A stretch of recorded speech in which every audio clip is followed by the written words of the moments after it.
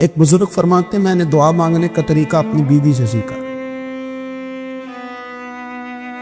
دعا مانگنے کا طریقہ اپنی سیکھنے والے تو اپنے بچوں سے بھی سیکھ لیتے ہیں، سیکھنے والے تو ہر ایک سے سیکھتے ہیں۔ وہ کہتے ہیں میں نے دعا مانگنے کا سلیقہ اپنی بیوی سے سیکھا ہے۔ حضرت وہ کس طرح؟ فرمانے لگے میری بیوی نے نا مجھے کوئی کام بتایا، کچھ پیسوں کی ضرورت کے لیے کہا، تو میں نے اسے کہا کہ بھئی ابھی میرے پاس نہیں ہے، کچھ دنوں میں آتے ہیں تو میں دے دوں گا۔ عورتوں کی عادت ہوتی ہے وہ بار بار یاد کراتی ہے، 2-4 دنوں کے بعد پھر اس نے کہا حضرت وہ میں نے کہا تھا کچھ پیسے، میں نے اسے کہا کہ ابھی میرے پاس نہیں ہے، کچھ دنوں میں ملتے ہیں تو میں تمہیں دے دوں گا۔ اس نے کچھ دنوں کے بعد پھر کہا حضور وہ میں نے کچھ پیسے کہے تھے۔ فرماتے میں نے ڈانٹ دیا، میں نے کہا کہ کیا تو روز مجھے شرمندہ کرتی ہے، کہا نا میرے پاس نہیں ہوں گے تو دے دوں گا، تو روز یاد کراتی ہے۔ فرماتے اس نے پہلے تو میری ڈانٹ کو سہا، پھر میرے سخت جملوں نے اس کی آنکھوں میں آنسو پیدا کر دی، پھر اس نے اپنے آنچل میں اپنے اس دکھ کو سمیٹا، اور پھر اس نے ایک جملہ کہا تو میں رو پڑا، اور مجھے اپنے رب سے مانگنے کا طریقہ آ گیا۔ مجھے کہنے لگی حضرت جی آپ نے ڈانٹ دیا، میں نے سہ لیا، پر آپ ہی میرے شوہر ہیں، بتائیں نا آپ سے نہ کہوں تو میں کس سے جا کے کہوں۔ فرماتے میں رو پڑا، اور میں کھل کے رویا، اور میں تڑپ کے رویا، اور پھر میری سسکیاں بند گئیں۔ تو مجھے کہنے لگی آپ کو کیا ہوا؟ میں نے کہا مجھے بھی دعا مانگنی ہے۔ جب میں اسے کہوں گا نا اللہ تو ہی میرا رب ہے، میں تجھ سے نہ کہوں تو میں کس سے جا کے،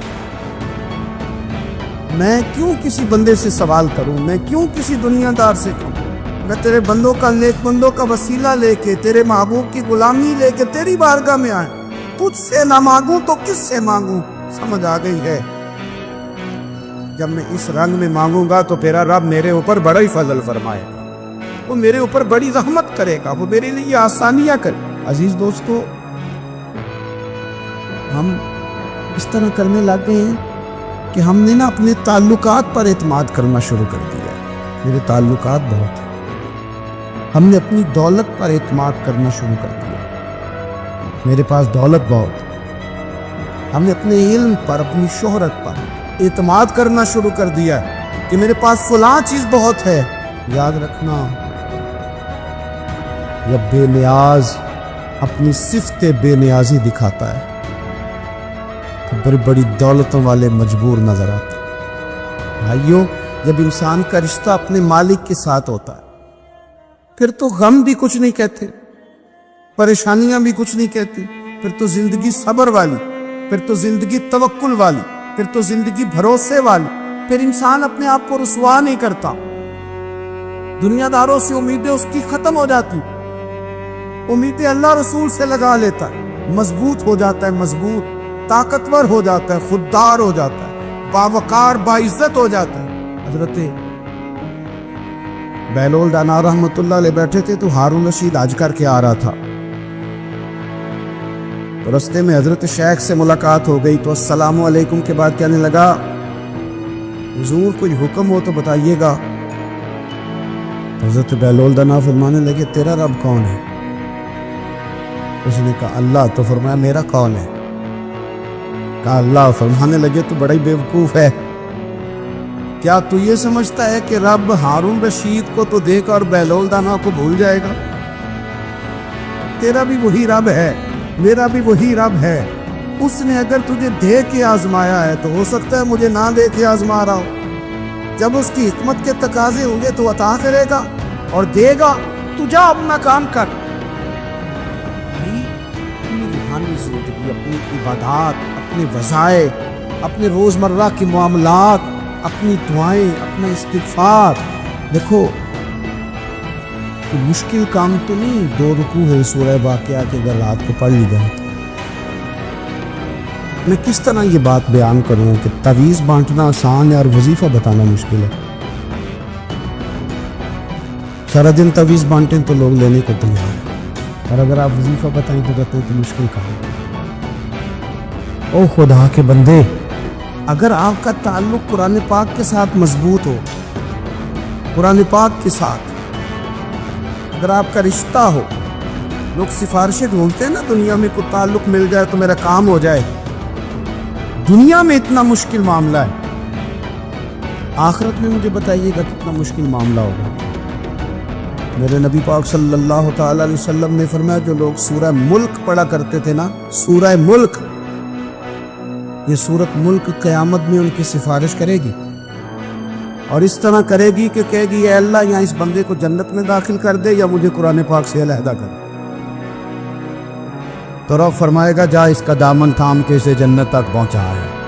آپ بات کو سمجھیں، جب آپ کے تعلقات اپنے معاملات کے ساتھ مضبوط ہوں گے، یہ نبی کریم نے وعدہ کیا ہے کہ تو سورت واقعہ پڑھ تیرے گھر میں فاقہ نہیں آیا۔ حضرت عبداللہ ابن مسعود رضی اللہ تعالیٰ عنہ بیمار تھے تو حضرت عثمان غنی رضی اللہ تعالیٰ عنہ تیمارداری کے لیے تشریف لے گئے اور جا کر کے کہا کہ آپ بڑے بیمار ہیں، آپ کی بیٹیاں زیادہ ہیں، میں چاہتا ہوں کہ خزانے میں سے کچھ مدد کروں۔ تو سیدنا عبداللہ ابن مسعود رضی اللہ تعالیٰ عنہ اٹھ کے بیٹھ گئے اور کہنے لگے امیر المومنین، اللہ آپ کو میری طرف سے، میری بیٹیوں کی طرف سے بہتر صلہ دے، میری بیٹیوں کو کسی خزانے کی ضرورت نہیں، میں نے انہیں خزانہ دے دیا ہے۔ کہا جناب آپ نے کون سا خزانہ دیا ہے، میں آپ کے مالی معاملات کو جانتا ہوں۔ تو فرمانے لگے امیر المومنین، میرے نبی کریم نے فرمایا ہے جو سورت واقعہ پڑھے اسے کبھی فاقہ نہیں آتا، میں نے بیٹیوں کو یاد کرا دی ہے، یہ خزانہ میں نے انہیں دے دیا ہے۔ وہ سارے والدین سنیں جو بیٹیوں کے لیے پریشان رہتے۔ حضرت عبداللہ ابن مسعود نصیحت کر رہے ہیں، فرمانے لگے میں نے سورت واقعہ یاد بھی کرا دی ہے، پڑھنے کی عادت بھی ڈال دی ہے۔ حضور نے فرمایا ہے جو سورت واقعہ پڑھے اسے فاقہ نہیں آتا۔ کہنے لگے چاند تو اپنی جگہ چھوڑ سکتا ہے، سورج گر سکتا ہے، تارے ٹوٹ سکتے ہیں، پر مدینے والے رسول کی بات غلط نہیں ہو سکتی۔ حضور نے فرمایا فاقہ نہیں آئے گا تو انشاءاللہ کبھی بھی نہیں آئے گا۔ کرنے کا کام یہ ہے کہ ہم اپنی معاملات، اپنی عبادات، اپنی دعائیں کبھی 10 منٹ عادت ہو جائے نا دعا مانگنے کی علیحدہ سے رات کو۔ حضور نے فرمایا جو فرض نماز کے بعد دعا مانگے اللہ اس کی قبول کر لیتا ہے۔ نبی پاک صلی اللہ تعالی علیہ وسلم نے فرمایا اللہ مسافر کی دعا قبول فرماتا۔ حضور نے فرمایا اللہ مظلوم کی دعا قبول فرماتا۔ حضور نے فرمایا بیمار سے دعا کراؤ اللہ اس کی دعا قبول فرماتا۔ میرے نبی پاک نے فرمایا ماں باپ جب بھی اولاد کے لیے ہاتھ اٹھائیں، ویسے تو بلے شاہ تو آسمانی اڑدیاں ہی پڑ گئے، جہاں گھر بیٹھا انہوں بڑھیا ہی نہیں۔ حضور فرمانے لگے ماں باپ جب بھی اولاد کے لیے دعا فرمائیں اللہ ان کی دعا کو قبول کرتا ہے۔ آپ اپنا تعلق بنائیں، دعا کے ساتھ، عبادت کے ساتھ، مصلی کے ساتھ رشتہ بنائیں، استغفار پڑھیں۔ صلاح الدین ایوبی صلیبی جنگوں میں تھے، رات کو مسجد اقصی میں نماز پڑھی تو پریشان تھے۔ ایک بزرگ سے ملاقات ہوئی تو وہ کہنے لگے کہ آپ بڑے پریشان ہیں۔ کہنے لگے حضور پریشان اس لیے ہوں کہ پہلے ہی مسلمان کمزور ہے، اب میں نے سنا ہے دشمن کا ایک بحری بیڑا وہ جنگی سامان سے بھرا ہوا آ رہا، اب ان کے پاس اور تلواریں اور نیزے آ جائیں گے، مسلمانوں کے پاس پہلے ہی وسائل کی کمی ہے، پریشان ہوں کس طرح کر کے مقابلہ کریں گے۔ یہ بات کہتے ہی صلاح الدین ایوبی نے بزرگوں سے کہا حضور آپ بھی دعا کرنا، دعا کی بڑی طاقت ہے۔ میرے نبی پاک نے فرمایا دعا مومن کا ہتھیار ہے، دعا مومن کا، دعا مومن کا۔ حضور نے فرمایا تقدیر کو سوائے دعا کے کوئی چیز نہیں بدل سکتی، دعا مومن کا ہتھیار ہے، یہ کافر کے پاس کوئی نہیں، یہ ہتھیار ہے مومن کا۔ اللہ کرے آپ کو سمجھ آئے، پھر سنیں کئی بار کہہ چکا ہوں، یہ ہتھیار ہے کافر کے مقابلے میں، جو تیرے پاس سب سے بڑا ہتھیار ہے وہ دعا ہے۔ دعائیں کرانی چھوڑ دی، کرنی چھوڑ دی، لینی چھوڑ دی۔ حضرت سیدنا انس بن مالک رضی اللہ تعالیٰ عنہ فرمایا کرتے تھے میں نے وہ رنگ دیکھا ہے جب حضور دعا مانگتے تھے اور حضور کی مقدس آنکھوں میں آنسو بھی ساتھ ہی بہا کرتے تھے، میں نے وہ انداز دیکھا۔ تو صلاح الدین ایوبی بزرگ سے کہنے لگے آپ بھی دعا کیجیے، اور خود رونے لگے اور سر سجدے میں رکھ کے روئے اور عشاء سے لے کر فجر تک روئے، خوب روئے۔ صبح وہ بزرگ آئے تو صلاح الدین ایوبی کا خوبصورت اور ہنستا ہوا چہرہ دیکھا، کہنے لگے آپ بڑے خوش ہیں، رات تو میں نے بڑے روتے ہوئے دیکھا تھا۔ تو کہنے لگے حضور وہ جو بحری بیڑا آ رہا تھا نا وہ پانی میں ڈوب گیا، اب وہ نہیں آ رہا، ابھی خبر آئی ہے تو میں بڑا خوش ہوں۔ حضور کہنے لگے اٹھ سینے سے لگ اور سن ایک بات، وہ بحری بیڑا پانی میں نہیں ڈوبا، وہ تیرے آنسوؤں میں ڈوب گیا۔ او میری ملت کے جوانوں، مزہ نہیں آ جاتا جب ساری دنیا سوئی ہو، ساری دنیا، اور بستر بھی گرم ہو اور نیند بھی پورا غلبہ کر رہی ہو، اور اچانک گھنٹی بجے دماغ میں، آنکھ کھلے، گھڑی پہ نظر پڑے، 3:30 4 بجے کا پیغام گھڑی بتائے، اور کوئی چڑھتی جوانی والا اٹھ کے وضو کرے، اور جب وہ مصلی کھول کے بچھائے تو مدینے والے محبوب کہتے ہیں کہ ہر نماز پہ رب ثواب دیتا ہے، اور جو اٹھ کے تہجد کی نماز پڑھے اسے دیکھ کے تو رب مسکراتا ہے، وہ مسکراتا ہے، خوش ہوتا ہے کہ میرا بندہ تہجد میں اٹھ گیا، وہ مسکراتا ہے۔ کاش ہماری صبح کبھی اپنے مالک کے نام ہو جائے، کاش کے صبح حضرت ابو الحسن رحمۃ اللہ تعالی علیہ حضرت معاذ ابن جبل رضی اللہ تعالیٰ عنہ کے پاس بیٹھا کرتے تھے، فرماتے ہیں ان سے جو پیار بڑھا تو پھر میرا مصلی سے بھی بڑھ گیا۔ تابعین فرماتے ہیں صحابی رسول سے محبت ہوئی تو ذکر سے بھی ہو گئی، پھر درود شریف سے بھی ہو گئی، محبت ان سے بڑھی تو پھر اللہ نے مسجد کا پیار بھی بڑھا دیا۔ آپ فرماتے ہیں کہ میری ہر وقت طبیعت چاہتی تھی کہ بس اللہ اللہ کروں، بس اللہ اللہ کروں، بس نہ میں ذرا تھوڑی جان چھڑاؤں لوگوں سے، کو 10 منٹ ملے تو میں کچھ 4 نفل پڑھ لوں، میں تھوڑا سا نہ بچوں لوگوں سے، اور مجھے تسبیح ملے تو میں نہ کچھ 4-5 دفعہ استغفار پڑھوں، سبحان اللہ، الحمدللہ، اللہ اکبر، لا حول ولا قوت الا باللہ، میں نہ تسبیحات پڑھوں۔ فرماتے ہیں کہ بچے تھے گھر میں 6-7، غربت تھی، کام ملتا کوئی نہیں تھا، اور میں کام چور نہیں تھا، کام ڈھونڈتا تھا، پر اللہ کی قدرت کے کام نہیں ملتا تھا۔ فرماتے ہیں کہ میں نے ایک دن اپنی اہلیہ سے کہا کہ آج میں پھر جاتا ہوں کام ڈھونڈنے، تو میری بیوی بڑی فرما بردار تھی، پر اس دن نہ غربت کے ہاتھوں تنگ آ کے کہنے لگی آج نانا کوئی تو چیز لے کے آیا، تو مجھ سے بچوں کی بھوک نہیں دیکھی جاتی ہے، سب روگاں دا روگ محمد جس دا نام غریبی،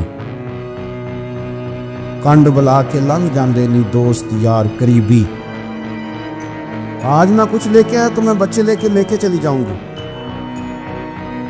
شیخ فرماتے ہیں کہ میں بڑا پریشان گھر سے نکلا، پر میں نے صبح سے لے کے زور تک کام ڈھونڈا، کام ملا کوئی نہیں، تو میرے دل میں خیال آیا چلو کام نہیں ملتا تو اللہ اللہ تو کرے نا،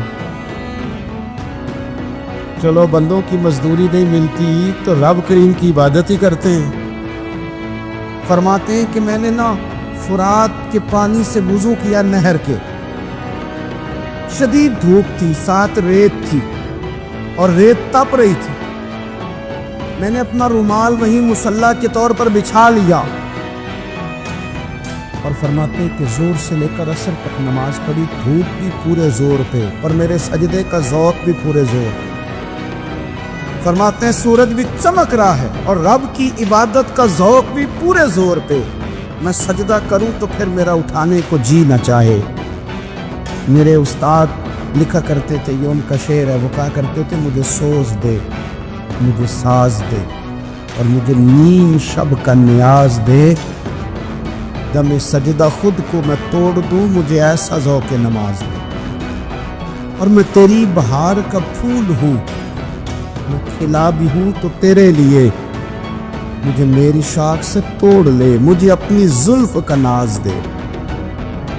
بھائی فرماتے ہیں کہ عصر تک میں نے نفل پڑھے، دل ڈھلنے لگا، عصر کی نماز پڑھی اور میں وہاں سے چلا۔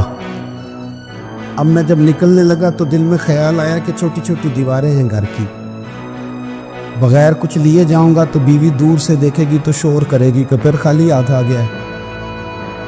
کہتے میں نے اپنے اسی رومال میں جس پہ میں نے نماز پڑھی تھی نا، رومال میں کیا کہتے پنجابی جسافہ کہتے ہیں، اسی میں نا میں نے کچھ ریت بھر لی کہ وہ دور سے دیکھے گی تو سمجھے گی کچھ لے کے آیا ہے، چلو جا کے اسے بتا دوں گا کہ آج پھر مزدوری نہیں ملی۔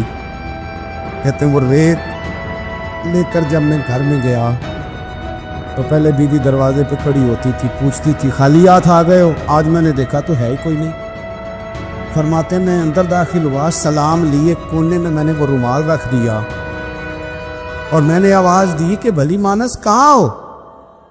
تو وہ کہنے لگی آپ منہ ہاتھ دھو لیں، میں روٹی لے کے آئی۔ میں نے کہا روٹی کہاں سے آ گئی؟ یہاں تو کئی دنوں کے فاقے، تو کئی دنوں کی غربت ہے، یہاں تو اس گھر میں تو فقیری ہے۔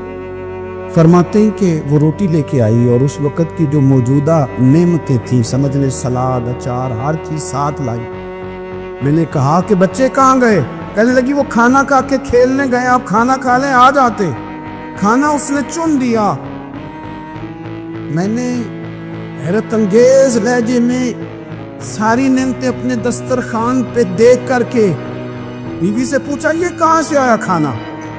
بچوں کو تو نے کہاں سے کھانا کھلایا؟ یہ سارا کچھ کیسا ہے؟ کہنے لگی پتہ نہیں آج آپ کس کریم کی مزدوری کرنے چلے گئے تھے، پتہ نہیں کس کریم کی، میرے گھر میں تو اتنی نعمتیں آئی ہیں کہ مجھ سے سنبھالی نہیں جا رہی، اتنا اناج ہے، اتنا گندم ہے، کس کریم کے دروازے آج چلے گئے تھے؟ یہ کہتے کہتے وہ اٹھی اور اٹھ کر کے کہنے لگی پہلے بڑا کچھ آیا تھا، اب کیا لے آئے؟ اور جا کر کے نا اس نے وہ ریت والا رومال کھولا، کہنے لگے میں تو لے کے آیا تھا ریت، تو میرے رب نے اسے بھی سونے اور ہیرے بنا دیا تھا۔ جب آپ کی توجہ اللہ کی جانب، میرے نبی پاک صلی اللہ تعالی علیہ وسلم نے فرمایا ہر چیز اپنے رب سے مانگ، ہر چیز مانگ، ہر چیز مانگ۔ یا رسول اللہ کیا کچھ؟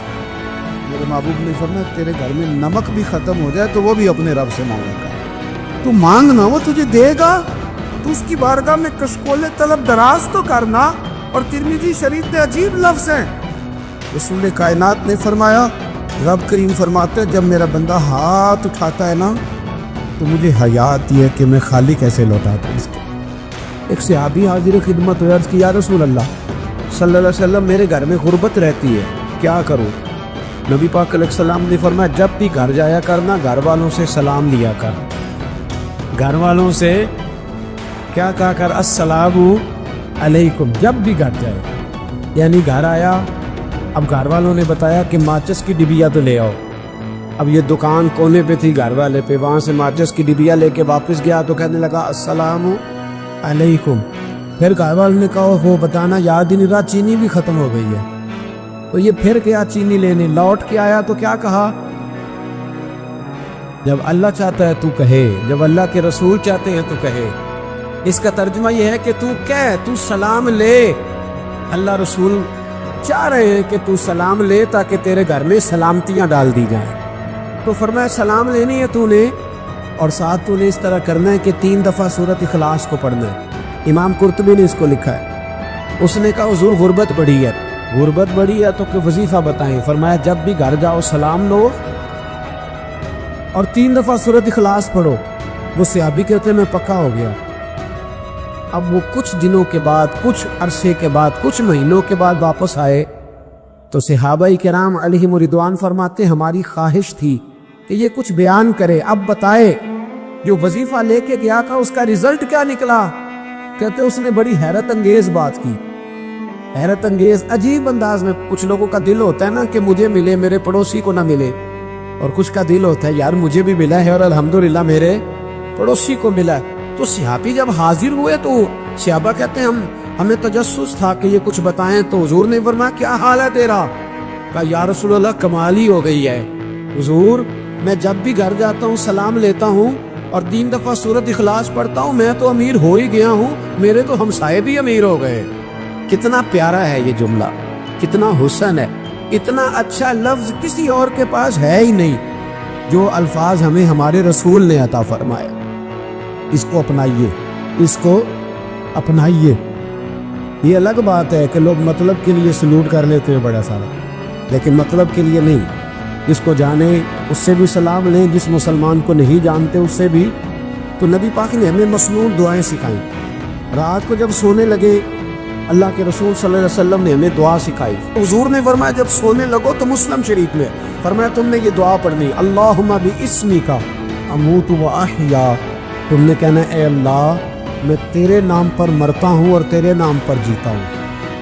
نبی پاک صلی اللہ علیہ وسلم نے ایک حدیث میں فرمایا کہ یہ جو نیند ہے نا، یہ موت کی چھوٹی بہن ہے، یہ موت کا ایک حصہ ہے۔ جس طرح انسان سو جائے تو کوئی خبر نہیں ہوتی کیا ہو رہا، بالکل وہ اٹھا ہے تو اس نے کہا ہو یہ کیا ہوا، سو جاتا ہے نا آدمی، اسے خبر نہیں ہوتی، اوہو میں نے تو 11 بجے اٹھنا تھا، یہ تو 3 بج گئے، اب اسے خبر نہ رہی۔ سوتے ہوئے لوگ چوری کر لیتے ہیں، بلکہ اس طرح بھی ہوتا ہے کہ آدمی نے گکھڑ اترنا تھا، وہ پنڈی سے آ رہا تھا لیکن وہ سویا ہوا تھا، آنکھ تب کھلی جب کاموں کی آ گیا تھا، اب اس کا اس پر زور ہے تو فرمایا کیا پتا اب تو کھل گئی کاموں کی، جا کے لاہور جا کے کسی جگہ پہنچ کے تو یہ بھی ممکن ہے کہ کھلے ہی نہ، نیند ہی موت کا سبب بن جائے تو کہہ کے سو کہ یا اللہ تیرے نام پہ سو رہا ہوں۔ اللہ کس نام پہ سو رہا ہوں یار؟ اگر ہم ان دعاؤں کا حسن سمجھے مت، اللہم باسمک اموت و احیا، یا اللہ میں تیرے نام پہ سوتا ہوں اور تیرے نام پر اٹھتا ہوں، گویا کہہ رہا یا اللہ میری نیند بھی تیرے فضل سے ہی ہے، اور اگر آنکھ کھل جائے تو وہ بھی تیرے فضل سے۔ کتنا اعلیٰ نبی پاک علیہ السلام نے انداز سکھایا۔ اور پھر بخاری شریف میں حدیث موجود ہے، فرمایا جب اٹھو تو کہو الحمدللہ الذی احیانا بعد ما اماتنا والیہ النشور۔ فرمایا جب تم سو کے اٹھو تو پھر کہو اے اللہ ساری تعریفیں تیرے لیے، تمام تعریفیں جس نے ہمیں موت کے بعد حیات دی، موت کے بعد فرمایا احیانا بعد ما اماتنا، ہمیں مرنے کے بعد گویا اللہ کا شکر ادا کر کے آنکھ کھول گئی۔ دیکھیں کس طرح اسلام مسلمان کو اللہ کے ساتھ جوڑتا ہے۔ فرمایا شکر کر، آنکھ کھول گئی، کہ یا اللہ تیرا شکر ہے تو نے موت کے بعد ہمیں دوبارہ حیات عطا فرمائی، یہ شکر ادا کرو۔ گویا تم یہ نہ کہنا کہ میں اٹھ گیا ہوں تو میرا کمال ہے، یہ نہ سمجھنا میں اٹھ گیا ہوں تو میں بڑا پابند ہوں، جب میں ارادہ کر لوں کہ میں نے 11 بجے اٹھنا ہے تو پھر میں اٹھ جاتا ہوں۔ یہ نہ کہنا کہ یہ الارم بڑا اچھا ہے، یہ مجھے اٹھا لیتا ہے۔ ذہن کے اندر خیال کر کہ نیند تو موت کی طرح تھی، یہ جو میں اٹھ گیا ہوں تو اپنے رب کے فضل سے اٹھتا ہوں، جو میں اٹھ گیا ہوں، جو ابھی اٹھے وہ تو بول دینا کم از کم کہ میں اپنے رب کے فضل سے اٹھ گیا۔ تو دعا سکھائی۔ پھر دیکھیے نبی پاک صلی اللہ علیہ وسلم نے فرمایا جب تم بیت الخلاء میں جاتے ہو نا، واش روم میں جاتے ہو تو گندی چیزیں ہوتی ہیں، وہاں شیطان ہوتے ہیں، جنات ہوتے ہیں، یہ گندگی پہ ہوتے۔ جب تم واش روم جاؤ، بیت الخلاء جائے، تب بھی دعا مانگو۔ کیا دعا مانگو؟ وہ دعا بھی نبی پاک صلی اللہ علیہ وسلم نے ہمیں تعلیم فرمائی اور بخاری میں ہے، کہا پڑھا کرو اللہم انی اعوذ بک من الخبث والخبائث۔ کہو اے اللہ ناپاک چیزوں سے میں تیری پناہ مانگتا ہوں، وہ نر ہوں یا مادہ ہوں، اللہ میں تیری پناہ مانگ۔ واش روم کے اندر بہت ساری بری چیزیں ہوتی ہیں، جوان میری بات پر توجہ فرمائیں، وہاں بہت ساری گندی چیزیں ہوتی ہیں۔ انسان کئی دفعہ واش روم میں جاتا ہے، اسے وسوسے زیادہ آتے ہیں۔ یہ نوٹ کریں میری بات، اصل میں نا ہم بات ڈھونڈ رہے ہیں علاج اپنی بیماریوں کا، حالانکہ علاج تو سارا مدینے والے رسول کے پاس موجود ہے، محبوب کے پاس ساری دوائیاں ہیں۔ تو نبی پاک علیہ السلام دیکھیں نا، انسان واش روم میں جاتا ہے اسے وسوسے آتے ہیں، برے خیالات آتے ہیں، وہ گناہ کی طرف کئی دفعہ مائل ہوتا ہے، تو کہا تو دعا پڑھ کے جا، اللہم انی اعوذ بک، یا اللہ میں تیری پناہ مانگتا ہوں، من الخبث والخبائث، ہر خبیث اور بری چیز سے میں تیری پناہ مانگتا ہوں، وہ نر ہو یا یار۔ کتنا عظیم دین ہے، کتنا عظیم میرے مصطفیٰ کریم کا وہ والا دین ہے. اصل میں اللہ کرے پی اے پاس بچے کو بیت الخلاء کی دعا بھی یاد ہو جائے، ایسے یاد ہو جائے، اور اس کے ماں باپ سمجھ لیں کہ جوان ہو گیا ہے، اب ہو سکتا ہے اس کی طرف شیطان حملہ زیادہ کرے، اسے خراب کرنے کی کوشش کرے، تو لہٰذا اسے دعا سکھائی جائے تاکہ اس کو پہلے سے پتا ہو کہ میں نے اس بے ایمان سے بچنا کس طرح سے. اب آپ دیکھیے نبی پاک علیہ الصلوۃ والسلام نے ہمیں دعا سکھائی مصنف ابن ابی شیبہ میں. کون سی دعا؟ واش روم سے نکلنے کی. اللہ اکبر، بڑی زبردست دعا ہے، بڑی زبردست. آپ یقین کریں اس ایک ایک دعا پر ایک ایک پورا بیان ہو سکتا ہے، ایک ایک. یہ اس لیے نہیں میں کہہ رہا کہ میں کوئی عالم فاضل آدمی ہوں، آپ کہیں گے کہ بتا رہے ہیں میں بڑا بڑا لکھا ہوں. صرف یہ عرض کر رہا ہوں کہ اس کے فوائد پر، ثمرات پر جو اللہ تبارک و تعالی امت کو دیتا ہے، ان دعاؤں کی جو فضیلت حدیثوں میں آئی، اور پھر جو اس کے فوائد ہے اور اس پر بات کروں تو ایک دعا تقاضا کرتی ہے کہ اس پر پورا ایک لیکچر ہونا چاہیے. دیکھیے آپ واش روم سے نکلے، دعا کیا ہے؟ دعا کے لفظ کے الحمدللہ الذی، ایک حدیث میں لفظ ہے غفرانک، غفرانک، اے اللہ میں تجھ سے بخشش چاہتا. اور جو مشہور اور معروف ہے مصنف ابن ابی شیبہ کی روایت، فرمایا الحمدللہ الذی اذھب عنی العذاب عافانی، فرمایا اے اللہ تیرا شکر ہے. واش روم سے نکلا ہے تو کہہ رہا ہے یا اللہ تیرا شکر ہے، تو نے مجھ سے اذیت دور کی، وعافانی، اور تو نے مجھے عافیت عطا کر دی، اذیت دور کر دی اور عافیت. بولیے واش روم سے نکلا ہے تو کیا کہتا ہے؟ یا اللہ تیرا شکر ہے، تو نے مجھ سے اذیت دور کر دی اور مجھے عافیت. ڈاکٹر حکیم ہومیوپیتھی ایک چیز پر متفق کم ہوتے ہیں، پتہ ہے نا آپ کو، لیکن اس بات پر سب کا اتفاق ہے کہ اگر کسی کو قبض ہو جائے نا تو شاید 70 یا 72 بیماریاں لگ جاتی ہیں. اور جب آدمی کو قبض ہوتی ہے نا، پیٹ کے اندر فضلہ جم جاتا ہے، خاری نہیں ہوتا، اس کو اعصاب کی بیماری ہوتی ہے، اس کے ذہن پر اثر ہوتا ہے اس چیز کا. آپ یہ مت سمجھے کہ کھانا کھانا ہی ایک کمال ہے. اللہ نے یہ بھی نعمت بنائی ہے کہ کھانا جب خارج ہوتا ہے تو وہ بھی اللہ کا بہت بڑا احسان ہے. تو فرمایا تو سمجھا ہی نہیں، اگر تجھے قبض ہو جاتی، تیرے پیٹ کے اندر وہ چیز جم جاتی، تیرے لیے کتنی تکلیف کا باعث تھی. ان لوگوں سے پوچھئے جو اس کے بیمار ہیں، اس کے مریض ہیں، وہ کتنی تکلیف میں رہتے ہیں، سر میں درد ہوتا ہے، سر چکراتے. ایک بہت بڑا روڈ ایکسیڈنٹ ہوا تو ڈرائیور سے لوگوں نے پوچھا کہ مسئلہ کیا ہے، تو کہنے لگا میں قبض کا مریض ہوں، تو میں کھانا کھا لیتا ہوں تو میرے ذہن پر وہ اس قدر زیادہ گیس کا غلبہ ہوتا ہے کہ میں سب تکلیف میں ہوں. نبی پاک علیہ الصلوۃ والسلام نے ہمیں سمجھایا اور بتایا کہ سمجھ لو یارو، کھانا کھانے کی نعمت تو اللہ نے تمہیں عطا فرمائی ہے، لیکن کھانا کھانے کے بعد اس کا اخراج بھی اللہ کی بہت بڑی نعمت ہے، تو اللہ کا شکر ادا کرو. پھر جب آپ گھر سے نکلیں گے تو بھی اس کی دعا ارشاد فرمائی، بسم اللہ توکلت علی اللہ، اللہ کے نام سے گھر سے نکلتا ہوں اور میں نے بھروسہ بھی اللہ کے نام پہ کیا. جب گھر سے نکلیں تو کس کے نام پہ بھروسہ کریں؟ بولیے حضرت رابعہ بصریہ رحمت اللہ علیہا، آپ تشریف لے گئیں حج کرنے، جس دن واپس آئی اپنا اونٹ کہہ گئی جاتی دفعہ، کہنے لگی اللہ میں تیرے حوالے کر کے جا رہی ہوں، اور بسم اللہ توکلت علی اللہ، بھروسہ بھی تیری ذات پہ. جس دن واپس آئی نا اسی دن کسی نے بتایا کہ اماں آج ہی تیرا اونٹ مر گیا ہے، تو اونٹ کے سرانے کھڑی ہو کے کہنے لگی مولا میں تو تیرے نام پہ، تیرے پہ بھروسہ کر کے گئی تھی، تیرے حوالے، میں تو تیرے گھر گئی تھی. تو لوگ کہتے ہیں اماں کے منہ سے لفظ نکلے تو اونٹ زندہ ہو کے کھڑا ہو گیا، کھڑا ہو گیا ہوں. تو اماں کہنے لگی نہیں تمہیں غلطی لگی ہے، مرا ہی نہیں تھا، پہلے سے ہی موجود تھا، وہ اپنی کرامت بھی نہیں ظاہر ہونے دی. تو بھائی گھر سے نکلے تو کس لفظ پر کہ یا اللہ میں تیرے بھروسے پہ نکل رہا ہوں. میں اس کے دو فائدے ہوں گے، ایک تو آپ اللہ کی امان میں جا رہے ہیں، اللہ کی امان میں آ رہے ہیں، اور دوسرا جس گھر کو آپ چھوڑ کے جا رہے ہیں اسے بھی اللہ کی امان میں دے کے جا رہے ہیں. تو کتنا لذت والی دعا ہے جو نبی کریم علیہ السلام نے ہمیں سکھائی. اب ذرا حدیث سنیں خوش ہو کے، دیکھیں حضور نے دعا سکھائی. فرمایا جب دیکھ لو نا کسی کو ہنستا ہوا، کیا کرتا ہوا؟ ماشاءاللہ، آپ تو ہنسنے لگے. جب کسی کو ہنستا ہوا دیکھو تو کہا کرو اضحک اللہ سنک.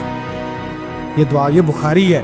فرمایا دعا مانگا کرو کسی مومن کو ہنستے ہوئے دیکھو تو دعا مانگو اضحک اللہ سنک, اللہ تجھے ہنستا ہی رکھے, اللہ تجھے بولیے جل نہ جایا کرو کہ میں پریشان ہوں تو یہ ہنس کیوں رہا ہے, جھلا نہ کرو بلکہ کیا کہا کرو اللہ تجھے ہنستا رکھے, اللہ تجھے. نبی پاک صلی اللہ تعالی علیہ وآلہ وسلم نے فرمایا, ترمذی میں حضرت اسامہ بن زید رضی اللہ تعالیٰ عنہ سے حدیث مروی ہے, حضور نے فرمایا جس نے کسی کے ساتھ احسان کیا اور جس پر احسان کیا اگر اس نے یہ دعا پڑھ دی نا جزاک اللہ خیرا, تو فرمایا اس نے اللہ کی بھی پوری حمد کر دی اور وہ سن کا صحیح شکریہ بھی ادا کر دیا. کیا کہنا ہے؟